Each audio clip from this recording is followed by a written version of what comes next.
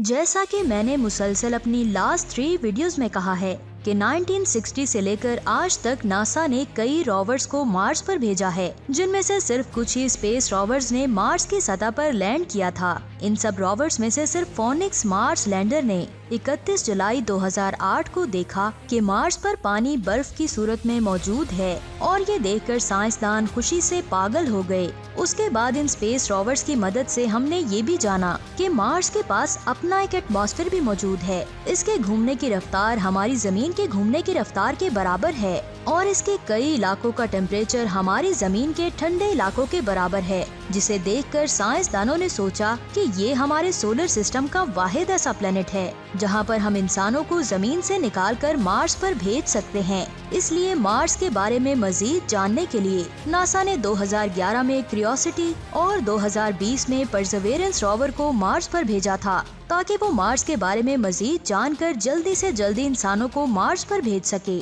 लेकिन जल्दी से जल्दी इंसानों को मार्स पर भेजने की बात इलॉन मस्क के पास पहुंच गई कि मार्स को इंसानों के रहने के लिए हैबिटेबल बनाया जा सकता है। ये वो इंसान है जो किसी चीज को एक बार करने की सोच ले उसे करके ही छोड़ता है। इसलिए इसने 1 फरवरी 2021 को एक धमाकेदार अनाउंसमेंट की कि आने वाले 4 से 5 सालों में यानी 2025 और 26 तक इंसानों को सबसे पहले मार्स पर भेजेंगे और इन्हीं 5 सालों के अंदर मार्स को एक हैबिटेबल प्लेनेट बना देंगे। चकरा गया ना दिमाग? यानी वहाँ पर हम इंसान रह भी सकते हैं, सांस भी ले सकते हैं और हर तरह का मौसम एंजॉय भी कर सकते हैं। यहाँ मैं आपको बता दूं, इस काम के लिए इलॉन मस्क को बहुत ज्यादा पैसा चाहिए होगा, जो कि ऑलरेडी उसके पास मौजूद है। आपको क्या लगता है कि इतने कम वक्त में ये पॉसिबल हो सकता है? नीचे कमेंट्स करके जरूर बताएं। नासा कहती है कि मार्स को हैबिटेबल बनाया जा सकता है, लेकिन इसमें इन्हें करीब 12 साल लग जाएंगे। आप सोच रहे होंगे इलॉन मस्क पागल हो गया है, माना कि उसने जमीन पर दोबारा लैंड होने वाला रॉकेट बना दिया है, बिजली से चलने वाली गाड़ियां भी बना दी हैं, और क्या अब वो मार्स को हम इंसानों के रहने के लिए हैबिटेबल बना सकता है? और क्या वाकई मार्स को इंसानों के रहने के लिए हैबिटेबल बनाया जा सकता है? अगर हाँ तो कैसे? ये अमेजिंग इन्फॉर्मेशन आप जानेंगे आज की इस वीडियो में। वीडियो शुरू करने से पहले आपसे गुजारिश है कि अगर आपने हमारे channel if TV the science world को सब्सक्राइब नहीं किया तो बराए मेहरबानी हमारे चैनल इफ टीवी को सब्सक्राइब करके वीडियो को लाइक जरूर करें, क्योंकि आप लाइक करते हैं तो हमारा हौसला बढ़ता है। हम इंसानों के जिंदा रहने के लिए 2 चीजें बहुत ज्यादा जरूरी हैं, एक हवा और दूसरी पानी। अगर मैं बात करूं मार्स की, तो इसके पास अपना एटमॉस्फेयर तो है, लेकिन इसमें ऑक्सीजन बिल्कुल भी नहीं है। इसका एटमॉस्फेरिक प्रेशर 0.7% है, यानी अगर हम बिना स्पेस सूट के मार्स पर जाएं, तो 1 सेकंड से पहले ही हमारे जिस्म के टुकड़े टुकड़े हो जाएंगे। और ये सूरज से 24 करोड़ 31 लाख किलोमीटर दूर है। सूरज से इतना ज्यादा दूर होने की वजह से इसका टेम्परेचर -125 डिग्री सेल्सियस है। मतलब कि 1 सेकंड से पहले ही यहाँ पर हमारी कुल्फी जम सकती है। और इसका एटमॉस्फेयर इतना ज्यादा पतला है, जिसकी वजह से सूरज की किरणें मार्स की सतह पर नहीं पहुँच पाती, बल्कि रिफ्लेक्ट होकर स्पेस में चली जाती हैं। और इस वजह से भी यहाँ पर हर साल 24 घंटे सर्दी रहती है। हमारी जमीन के पास एक बहुत ही स्ट्रॉन्ग ओजोन लेयर है, जो सूरज से आने वाली खतरनाक रेडिएशन से हमें बचाती है। लेकिन मार्स के पास कोई भी ओजोन लेयर नहीं है, जिसकी वजह से यहाँ पर सोलर विंड्स का खतरा हर वक्त रहेगा, जो हमारी स्किन के डीएनए को डैमेज कर देगी। और जमीन की मैग्नेटिक फील्ड की वजह से हम सूरज की खतरनाक किरणों से बचे हुए हैं, लेकिन मार्स पर वो है ही नहीं। ये सब वो प्रॉब्लम्स थी जो हमें मार्स पर फेस करना होगी। लेकिन यहाँ एक बहुत ही प्यारा सा सवाल आता है कि नासा और इलॉन मस्क के पास इन सब प्रॉब्लम्स का क्या सॉल्यूशन है, और इलॉन मस्क ने किस बिना पर ये कह दिया था कि वो मार्स को 2025 तक हैबिटेबल बना देंगे। सबसे पहले मैं बात करती हूँ मार्स के एटमॉस्फेयर की। चलें यहाँ मैं आपका टेस्ट लेती हूँ। अभी पीछे मैंने मार्स के एटमॉस्फेयर के बारे में क्या बताया था, अगर आपको याद है तो नीचे कमेंट्स करके जरूर बताएं। मार्स का एटमॉस्फेयर बहुत ज्यादा पतला है, जिसकी वजह से वहाँ का एटमॉस्फेरिक प्रेशर बहुत ज्यादा कम है और वहाँ की हवा में सिर्फ कार्बन डाइऑक्साइड ही मौजूद है।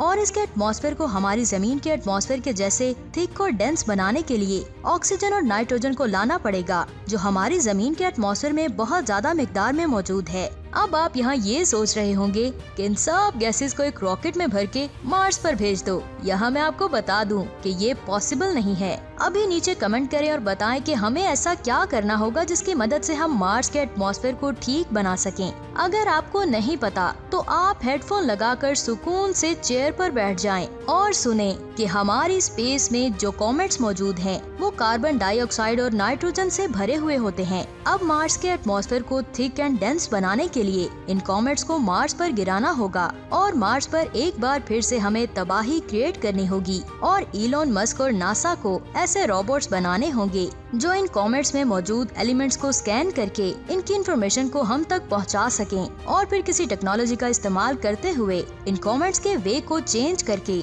मार्स पर गिरा सकें। लेकिन यहाँ एक सवाल आता है, हमें कितने कॉमेट्स को मार्स पर गिराना होगा? इफ टीवी के दोस्तों जरा ध्यान से सुने। एक मीडियम साइज के कॉमेट में 5% नाइट्रोजन मौजूद होती है, यानी कि हमें 11,000 कॉमेट्स की जरूरत होगी मार्स के एटमॉस्फेयर को थिक एंड डेंस बनाने के लिए। जैसे ही मार्स पर कॉमेट्स की बारिश होगी तो इन कॉमेट्स में मौजूद कार्बन डाइऑक्साइड, नाइट्रोजन और वाटर वेपर्स मार्स के एटमॉस्फेयर में फैलने लगेंगी और इस तरह मार्स का एटमॉस्फेयर थिक और डेंस होता जाएगा। इसका एटमॉस्फेरिक प्रेशर भी स्टेबल कंडीशन में आ जाएगा, जिसका साफ साफ मतलब है कि हमें 11,000 कॉमेट्स की जरूरत है। यानी ऐसा करने के लिए इलॉन मस्क और नासा को बहुत बहुत बहुत बहुत ज्यादा मनी और बहुत ही ज्यादा एडवांस टेक्नोलॉजी की जरूरत होगी। और इतना सब होने के बावजूद भी ये 100% कंफर्म नहीं है कि ये प्लान कामयाब होगा। लेकिन अभी की कंडीशन के मुताबिक देखा जाए तो ऐसा करना इम्पॉसिबल है। लेकिन दोस्तों, आप देख रहे हैं इफ टीवी और जो चीज दुनिया भर में नहीं होती हम उसे आपके अपने चैनल इफ टीवी पर इमेजिन करते हैं। तो फर्ज कर लें कि हमने ऐसी टेक्नोलॉजी बना ली जिसकी मदद से एटमॉस्फेयर हम इंसानों के रहने के काबिल हो गया। तो एटमॉस्फेयर के स्टेबल होने की वजह से हमारी दूसरी प्रॉब्लम भी आसानी से सॉल्व हो जाएगी।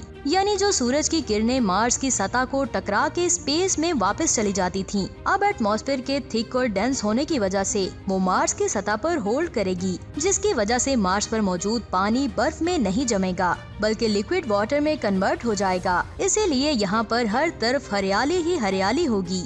आपका दिल करेगा कि अब जमीन को छोड़कर मार्स पर शिफ्ट हो जाएं। लेकिन ऐसा सोचने से पहले मैं आपको बता दूं, अगर सूरज की तेज किरणों की वजह से मार्स की सारी बर्फ पिघल गई और पानी में कन्वर्ट हो गई तो मार्स पर 115 फीट गहरा समुंदर बन जाएगा, जिसका मतलब ये है कि समुंदर में रहने वाले जानदारों के लिए तो जन्नत बन जाएगी, लेकिन हम इंसानों के लिए यहाँ रहना इम्पॉसिबल होगा। तो नीचे कमेंट्स करके बताएं कि अब क्या किया जाए। यहाँ मैं आपको बता दूं कि साइंसदान वहाँ मार्स की सतह को खोदकर बहुत बड़े बड़े गड्ढे बना देंगे, जिसकी वजह से बहुत बड़े बड़े तालाब, समुंदर और नदियाँ बन जाएंगी, जिसकी वजह से हमारी जमीन की ही तरह मार्स के कुछ हिस्से पर पानी मौजूद होगा और कुछ हिस्से पर जमीन और सूरज की गर्मी से जब पानी भाप बनकर बादलों में तब्दील होगा तो बारिश होगी, और जब बारिश होगी तो तालाब बनेंगे और सूरज की गर्मी से पानी दोबारा भाप बनकर बादलों में तब्दील हो जाएगा। यानी हमारी जमीन की ही तरह मार्स पर भी